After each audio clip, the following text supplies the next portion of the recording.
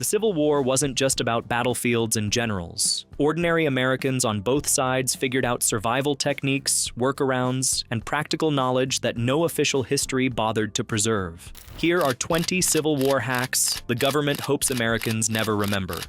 Hack 20. Making coffee from alternatives. Union soldiers were so dependent on coffee that they ground their beans in the field using the butts of their rifles. Coffee was issued to Union troops in such quantities that it was practically part of the uniform. When real coffee ran out, which happened constantly on the Confederate side after Union blockades strangled Southern supply chains, people improvised with roasted grain, chicory root, sweet potato, okra seeds, dandelion root, and acorns. Confederate soldiers roasted dried corn kernels and rye until dark, then brewed them into a bitter, caffeine-free substitute they called Confederate coffee, with minimal enthusiasm. Chicory root proved the most successful substitute. It's still used today in New Orleans-style coffee blends, a direct legacy of the blockade era. The root was dried, roasted dark, then ground and brewed exactly like coffee. It produced a similarly dark, slightly bitter drink, with no caffeine, but enough flavor to satisfy the ritual of the thing. The ritual mattered in a war context as much as the caffeine did. Confederate diarists wrote about the absence of real coffee, with a frequency that suggests it ranked alongside missing family as a genuine psychological hardship of the war. Hack 19. Treating wounds with maggots. As grotesque as this sounds in the context of a battlefield, maggot debridement therapy, deliberately allowing fly larvae to clean a wound, was observed repeatedly during the Civil War and recorded by military surgeons on both sides. Confederate surgeon Joseph Jones documented cases where wounds infested with maggots during the chaos of battle actually showed less gangrene and better healing outcomes than similar wounds that had been kept clean in the traditional sense. The maggots eat only dead and infected tissue, leaving healthy flesh intact. And they also secrete antimicrobial compounds that inhibit bacterial growth. This wasn't understood in biochemical terms during the Civil War. Germ theory was only being formalized in this period through the work of Pasteur and Lister. But the observation was clear enough that some surgeons began deliberately applying maggots to wounds, rather than simply tolerating the infestation. Maggot therapy was eventually formalized by military surgeon William Baer during World War I and is used in modern wound care today. It works for the same reason it worked in 1863, even if the mechanism is now understood in considerably more detail. Before we continue, I prepared a step-by-step ebook that's currently on sale, packed with practical survival systems and simple life hacks. It's designed to help you save money, stay prepared, and improve everyday safety in a simple, realistic way. You can access it instantly while the discounted price is still available. You can find the link in the description. Now let's get back to the video. Hack 18.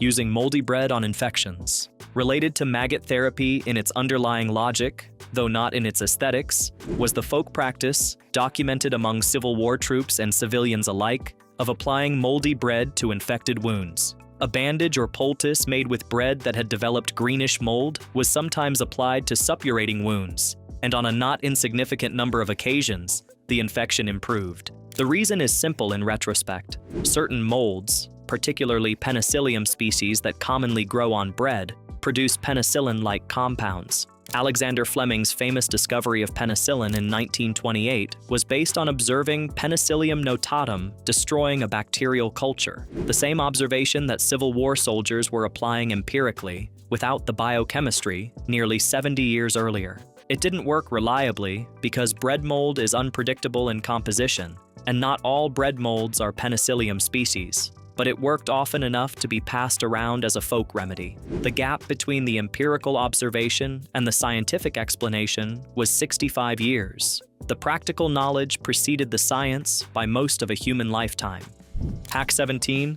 Improvised water filtration. In a period before bacteriology and germ theory had fully penetrated public health practice, Civil War soldiers were dying from waterborne illness at rates that dwarfed combat mortality. Diarrheal disease, typhoid, and dysentery killed roughly twice as many men as battlefield wounds across the 4 years of the war, a fact that military historians note repeatedly and that contemporary commanders were only partially equipped to address. The Union Army lost an estimated 44,238 men to disease classified as diarrhea and dysentery alone, against roughly 67,000 killed in action across the entire conflict. Soldiers who survived the water problem often did so through improvised filtration techniques passed down through informal networks rather than official medical guidance. Filtering water through layers of sand, charcoal from campfires, and cloth before boiling or drinking it. Sand and charcoal filtration removes particulate matter and adsorbs some organic compounds.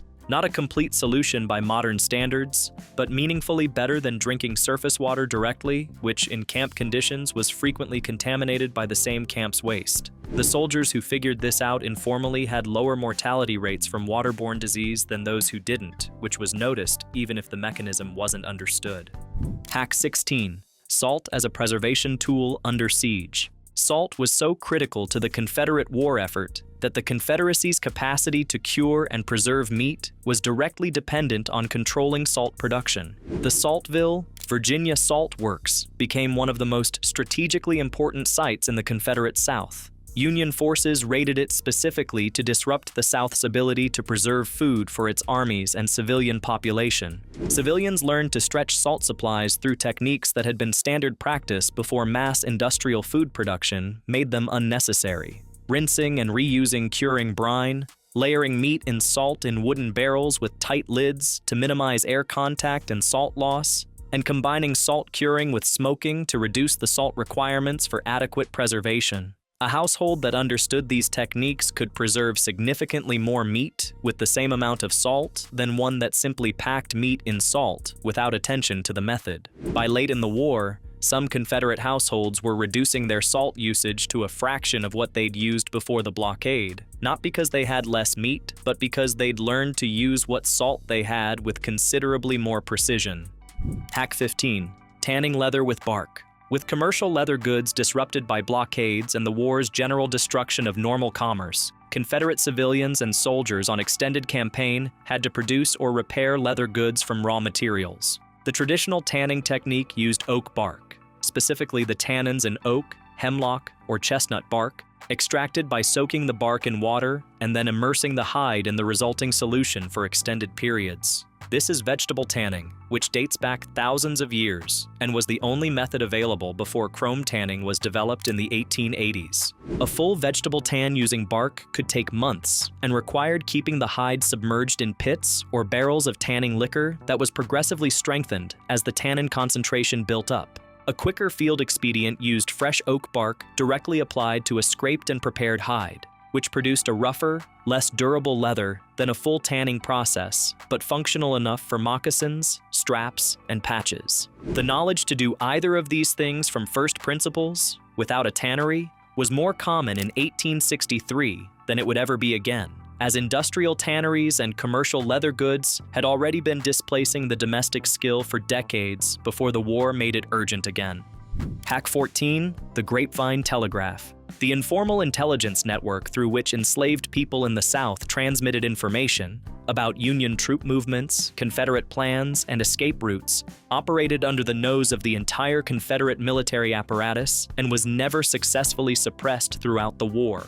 It was called the Grapevine Telegraph, and it predated Samuel Morse's electromagnetic telegraph in terms of its practical reach into the southern interior where no wire had been laid. Information moved through a network of people who had regular legitimate contact with each other: field workers, domestic servants, preachers, and people who moved between plantations and towns as part of their normal labor. Messages were encoded in seemingly casual conversation, work songs, and patterns of behavior. Frederick Douglass noted before the war that he was often aware of events happening dozens of miles away through this network before white residents of the same area had heard anything about it. The network's effectiveness ultimately contributed to the Union war effort in a concrete way. As Union forces moved deeper into the South, escaped enslaved people, who crossed Union lines at a rate that the military eventually recognized as both an intelligence asset and a military labor force, often carried detailed information about Confederate positions, troop movements, and local geography that no Union scout could have obtained as quickly. The practical technique: information was transmitted in layers that required context to decode. A specific phrase meant one thing in conversation, and something entirely different to someone who knew what to listen for. The surface reading satisfied any overseer who overheard it. The actual content was available only to those who shared the code. Hack 13. Bark and leaf medicines. The formal medical supply chain of both armies was strained from the beginning and progressively collapsed on the Confederate side as the war continued. Confederate surgeons turned to botanical alternatives documented in traditional and folk medicine when pharmaceutical supplies ran out, and some of these actually worked. Willow bark, which contains salicin, the compound from which aspirin was eventually synthesized by Felix Hoffmann at Bayer in 1897, was used as a fever reducer and pain reliever. Turpentine from pine trees was used as an antiseptic. Boneset tea was used for fever. Black cohosh and blue cohosh were used for various inflammatory conditions. Native American medical knowledge was explicitly drawn on in some documented Confederate medical correspondence when European pharmaceutical alternatives were unavailable. The Confederate Surgeon General's office published a botanical guide in 1863 specifically to address pharmaceutical shortages, a systematic attempt to codify folk and traditional medicine as a deliberate wartime resource rather than an admission of defeat. Some of these remedies held up to later pharmacological scrutiny. Others didn't. The effort itself was notable either way.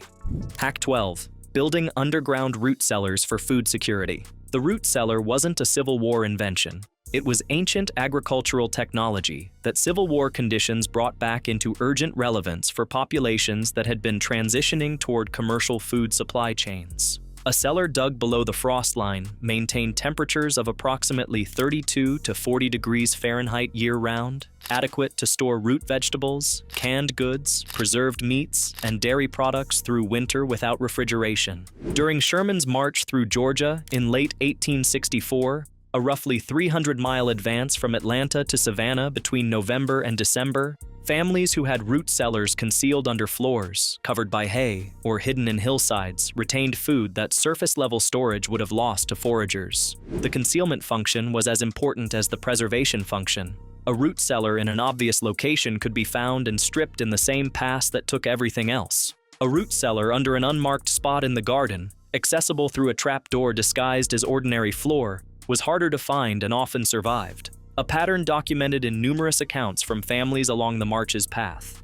Hack 11. Making gunpowder from niter beds. The Confederate government, cut off from commercial gunpowder imports by the Union naval blockade, operated a system of niter beds, essentially composting operations designed to produce potassium nitrate, the primary oxidizer in black powder, from biological waste. The Niter and Mining Bureau, established in 1862 under Chief of Ordnance Josiah Gorgas, organized these operations across the Confederate States. The process involved building long, shallow beds layered with stable manure, urine-soaked soil, wood ash, and organic waste, then covering them and allowing microbial activity to produce nitrates over months. The material was then leached with water and evaporated to produce potassium nitrate crystals that could be mixed with sulfur and charcoal to make gunpowder. Confederate households were legally required to allow Niter Bureau agents to collect urine and manure from their properties for this purpose, a requirement that met predictable resistance but was enforced nonetheless. The Confederate Army's ability to continue fighting in the latter years of the war depended meaningfully on this improvised production system, which Gorgas himself credited as one of the most important industrial achievements of the Confederate war effort. Hack 10. The blanket roll carry method. Union and Confederate soldiers alike discarded the official military knapsack early in the war when they discovered it was uncomfortable, inefficient, and prone to digging into the back during long marches. The unofficial replacement was the blanket roll, a soldier's blanket wrapped tightly around his essential belongings in a long cylinder tied at both ends and worn diagonally across the body from one shoulder to the opposite hip. This configuration distributed the weight more evenly than a knapsack, left the arms completely free, and kept the center of gravity closer to the body's natural line, all of which reduced fatigue on long marches. What soldiers chose to carry in that role, after discarding everything they'd been issued but didn't need, was itself a lesson in field-refined minimalism. The essentials settled around the same items: shelter material, ammunition, a cooking pan, coffee where available, and minimal clothing. A veteran Union soldier on Sherman's march described the Army in the field as carrying everything needed for extended campaigning in a role that a civilian observer would have judged insufficient for an overnight camping trip. Hack 9. Smoking meat without a smokehouse. A proper smokehouse, a sealed structure with controlled airflow, a dedicated fire pit, and hooks for hanging meat, produced better and more consistently preserved smoked meat than improvised alternatives. But smokehouseless smoking, done in field conditions or by families whose smokehouse had been burned by passing armies, was practiced throughout the war and produced acceptable results with more attention to technique. The keys were low temperature and long exposure time. A trench fire covered with green wood, which smolders rather than burning cleanly, covered with a lean-to of wet burlap or canvas, could produce adequate smoke for preserving small quantities of meat over 12 to 18 hours. The meat needed to be positioned high enough above the heat source to cook slowly rather than quickly. Smoking is a low and slow process, not a high-heat cooking method, and needed to be turned or repositioned to ensure even exposure on all sides. Salt pre-curing before smoking, even a light application for a few hours before the wood smoke was applied, extended the preservation significantly beyond smoking alone and reduced the quantity of smoke exposure required to achieve shelf-stable results. Hack 8. Navigating without a compass. The standard military compass was issued to officers, not enlisted men, and was frequently unavailable to soldiers operating in unfamiliar territory after becoming separated from their units. Navigation by natural signs was standard practice that any experienced outdoorsman of the era would have known, but that urban-raised soldiers had to learn fast. The Civil War's armies contained large numbers of men from northern industrial cities who had no background in any of it, and learning navigation in a war zone while being shot at was not an ideal curriculum. Moss grows predominantly on the north-facing side of trees in the northern hemisphere. Not exclusively, but as a consistent tendency useful as a rough directional indicator in conjunction with other signs. The North Star, Polaris, remains fixed above the northern celestial pole on any clear night, located by finding the two outer stars of the Big Dipper's cup and following their line 5 times the distance between them. Solar navigation during the day, tracking shadow movement and the sun's arc, can establish east-west orientation and approximate time. Prevailing winds in the eastern United States blow predominantly from the west. Streams flow downhill toward river valleys and eventually toward coastal lowlands, making them reliable guides out of unfamiliar high terrain. None of these are precise compass replacements, but in combination, they are adequate for navigating back to friendly territory without becoming systematically lost in a direction that makes things worse. Hack 7. Making soap from ash and animal fat. Soap production was a domestic skill that most rural American women practiced as a matter of course before the Civil War, but that became strategically important when commercial soap supply chains collapsed in Confederate territory. Lye soap, the traditional American variety, requires only 2 ingredients: lye, potassium hydroxide or sodium hydroxide, and animal fat. Lye was produced by leaching wood ash with water. Hardwood ash, oak, hickory, maple, produced stronger lye than softwood ash. The ash was placed in a barrel with a drainage hole at the bottom. Water was poured over it, and the resulting liquid, potassium hydroxide solution, was collected. Tested for concentration by floating an egg in it. Adequate lye floats an egg to a specific height. The solution was combined with rendered animal fat and cooked slowly until saponification occurred. The result was a soft, yellowish soap that worked adequately for cleaning both people and clothing and could be produced continuously as long as ash and fat were available. Soap production, in this sense, was a renewable skill. The inputs regenerated as long as fires burned and animals were processed, making it one of the more sustainable domestic technologies available in wartime conditions where supply chains had collapsed. Hack 6. Improvised bandages and wound packing. Medical supplies were inadequate from the beginning of the war and became critically short as the conflict extended. Confederate hospitals in particular operated under extreme scarcity. Union blockades prevented the import of medical goods that the Confederacy didn't manufacture domestically. Bandages were made from whatever fabric was available: torn shirts, petticoats, curtains, and anything else that could be cleaned and applied to a wound. Sphagnum moss, a type of bog moss, was collected by both armies as a wound dressing because it had genuinely superior absorbency compared to cotton bandages, could hold many times its own weight in fluid, and had natural antimicrobial properties that reduced wound infection rates compared to plain cloth. Scottish military surgeons had used it for centuries, and its use in the American Civil War was documented in medical records of the period. Sphagnum dressings were used again in World War I and have been a subject of pharmacological study for their antimicrobial compounds, specifically acidic and phenolic substances that inhibit bacterial growth, which the plant produces as part of its normal biology in wet, low-nutrient bog environments. The Civil War soldier who grabbed a handful of bog moss was, without knowing it, applying a natural antibiotic dressing that wouldn't be scientifically explained for another 80 years. Hack 5. The dead drunk escape. In a conflict where men on both sides were routinely captured, imprisoned, and held under guard, the creative escapes documented in prisoner accounts fill entire volumes. One recurrent technique that shows up in accounts from both Union and Confederate prisoner of war camps was feigning various states of incapacity, severe illness, delirium, intoxication, or unconscious injury, to be moved to a less secure medical facility from which escape was more feasible. Confederate prisoners at Camp Douglas in Illinois and Johnson's Island in Ohio documented this approach. Union prisoners at Libby Prison in Richmond and Andersonville in Georgia did the same. The underlying logic was that a prison designed to hold physically capable men had security calibrated for those men.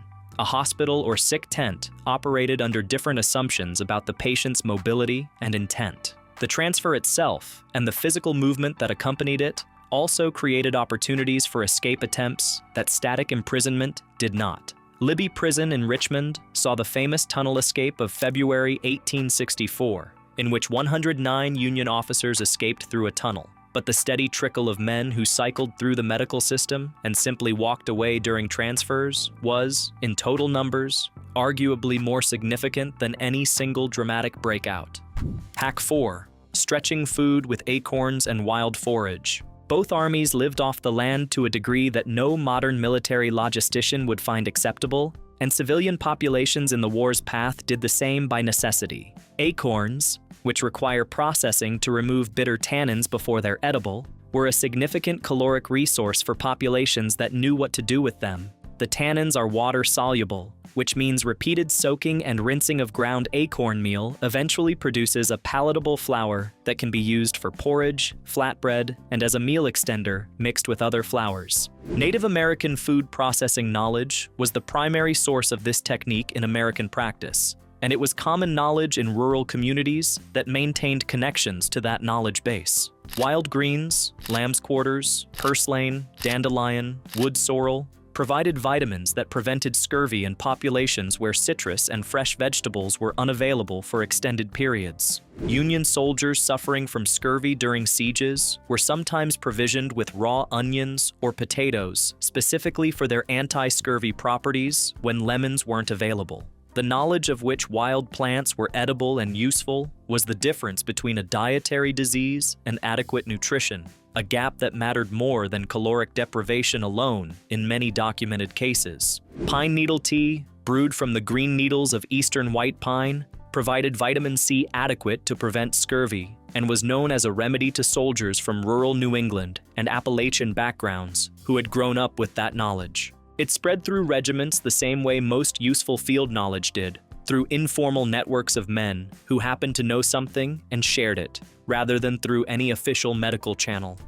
Hack 3. Building a signal fire system. Before telegraph lines were cut, tapped, or simply unavailable, communities in contested areas used visual signal systems that predated electronic communication entirely. Hilltop signal fires and mirror flashes using reflected sunlight, the heliograph technique that the U.S. Army Signal Corps was actively developing and deploying during the Civil War period, transmitted information across distances that would take a courier hours to cover. The Army Signal Corps, formally established in 1860 under Major Albert Meyer and expanded significantly during the war, used both torch and flag signals, the wigwag system, and later heliographs for long-distance communication.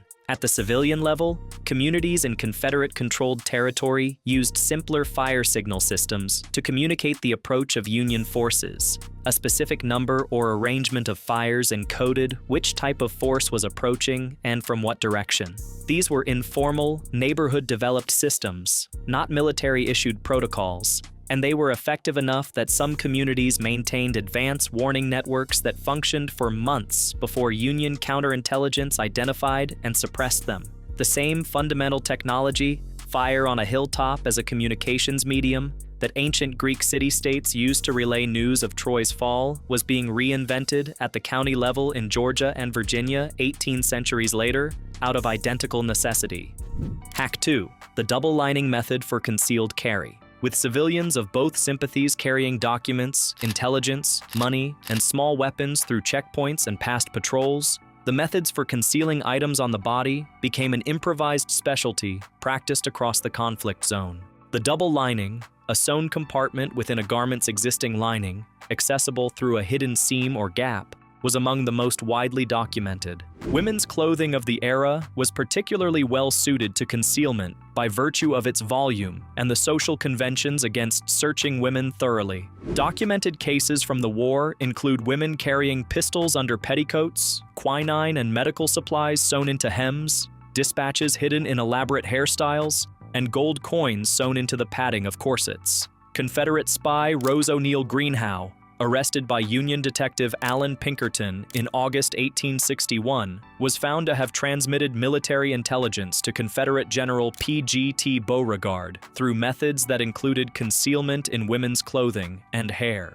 Greenhow was reportedly so effective in this role that she was credited with providing Beauregard advance warning before the First Battle of Bull Run in July 1861, which, if accurate, would make her concealment techniques a contributing factor to the first major Confederate victory of the war.